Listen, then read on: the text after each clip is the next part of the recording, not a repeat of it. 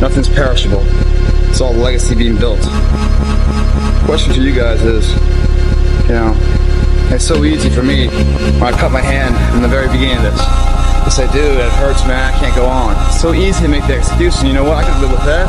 That's a viable excuse, right? But is it the truth? Can you go on? What else do you want? Is this stronger than your dreams? And do you put as much time and attention into your dreams as you do your fears? That makes sense to you guys?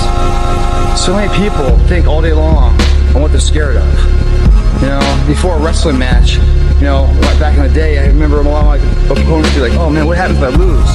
What happens if I get caught? What happens if they take me down? What the fuck are we talking about? All that tension, all that energy going into the possibility of failure.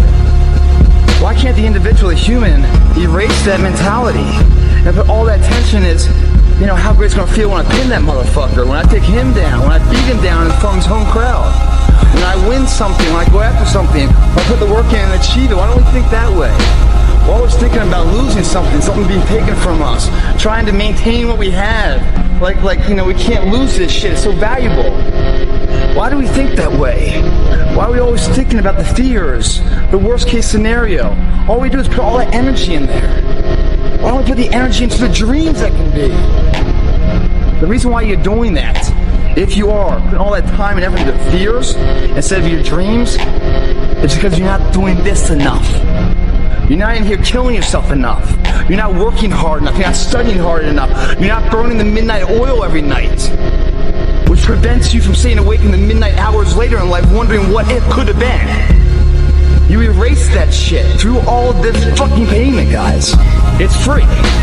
You don't need to shoot up for it. You don't need to snort. You sweat for it.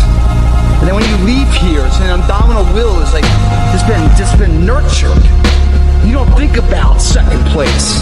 You think about first, and the legacy, and building the gap between you and every other fucking person. But unless you go through this shit, there's no value in first place. You haven't put enough time on the job, enough effort. You haven't sacrificed enough to know what the value of that fucking title means.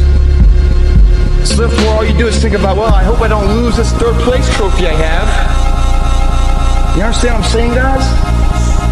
The more and more you do this shit, the more and more it becomes almost impossible to accept second place outside of here.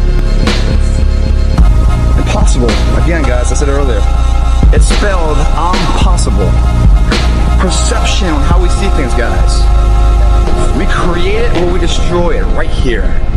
We either give birth to our fear or we blaze the path of our dreams. You're either living your dreams or living your fears, one or the other. And which one are you giving the most time to?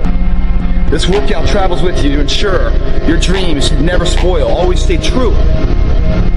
You come back to the gym after doing the bodyweight beat down. You won't lose an inch. You won't have lost a step. You gained an inch. And in life, it's a game of inches. Greg Plitt, thanks for watching. We're out of here.